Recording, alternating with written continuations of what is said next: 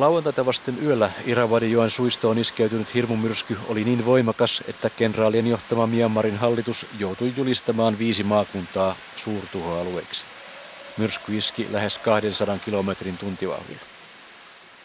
Hirmumyrsky Nargisin tuhoalue ulottuu Irrawaddyn suistolta maan suurimpaan kaupunkiin Yangoniin, joka on ilman sähköä ja vettä.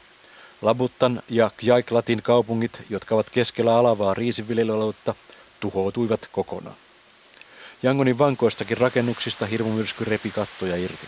Vihreä suurkaupunki on nyt yhtä kaduille ja puistoihin kaatuneiden puiden ja sähköpylväiden ryteikköä. 5 miljoonan asukkaan kaupungissa elintarvikkeiden hinta tuplaantui heti sunnuntaina. Viranomaisten antama kuolonuhrien lukumäärä nousee yhä, sillä pelastusmiehistöt eivät ole päässeet kaikille tuhoalueille. YK:n tuhoasiantuntijoiden mukaan se vie päiviä.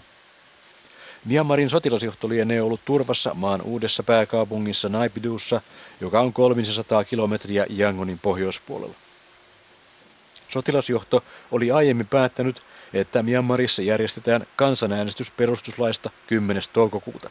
Toistaiseksi ei tiedetä, miten hirmumyrskyn tuhovoima vaikuttaa äänestyksen toimeenpanoon. Maassa on ollut sotilasdiktatuuri jo kohta 50 vuotta. Myanmar on maailman köyhimpiä maita. Sunnuntaina hirmumyrsky oli ehtinyt siirtyä koilliseen Thaimaan puolelle huomattavasti hidastuneena.